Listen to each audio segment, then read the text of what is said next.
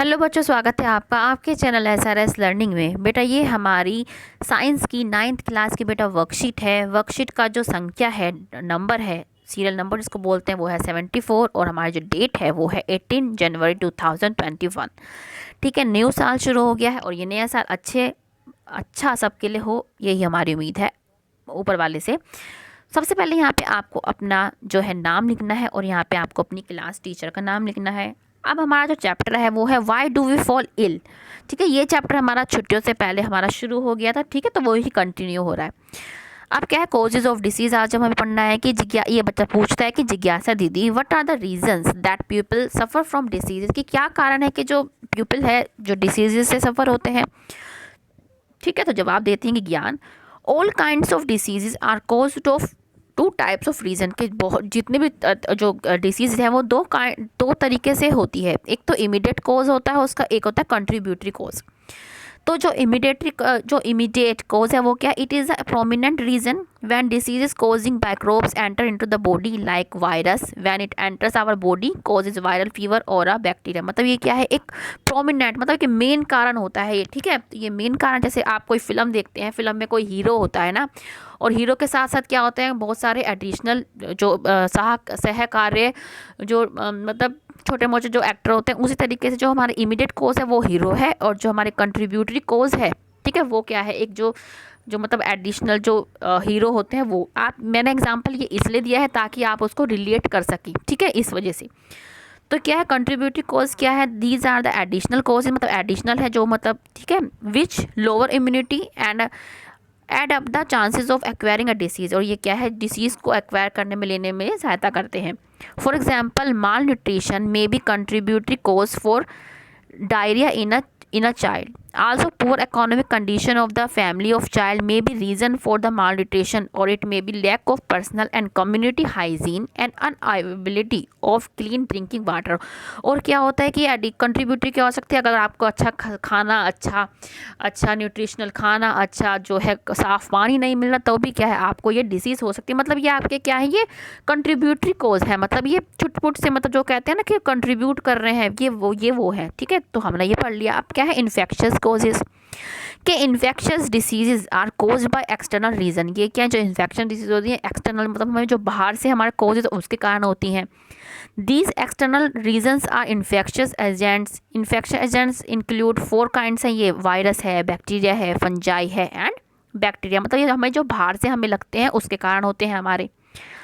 अब इसके एग्जांपल दे रहे हैं कि some intestinal infectious diseases are also caused by multi cellular organism, जैसे टेप वॉर्म हो गए, रिंग वॉर्म हो गया। ठीक है, और elephantiasis caused by different species of worms. इसमें क्या होता है, जो हमारा जो ये पैर होता है ना, बहुत ही मोटा हो जाता है। ठीक है, अब नेक्स्ट क्या है, अब है non infectious causes disease cause due to person internal reason. ये क्या है, पर्सन के अंदर के रीज़न से, मतलब हमारा सिस्टम है, अगर वो सही से काम नहीं कर रहा है, मतलब हमारा जो शरीर क्या, हमारा मशीन की तरह चलता है। अगर हमारा शरीर जो है, शरीर का हर अंग जो है अच्छी तरीके से काम नहीं करता, तब हमें क्या है, ये वाले हमें नॉन इन्फेक्शियस कॉजेज होते हैं अपने शरीर के अंदर से। ठीक है, it may be due to improper function और ऑफ एन इंटरनल ऑर्गन्स।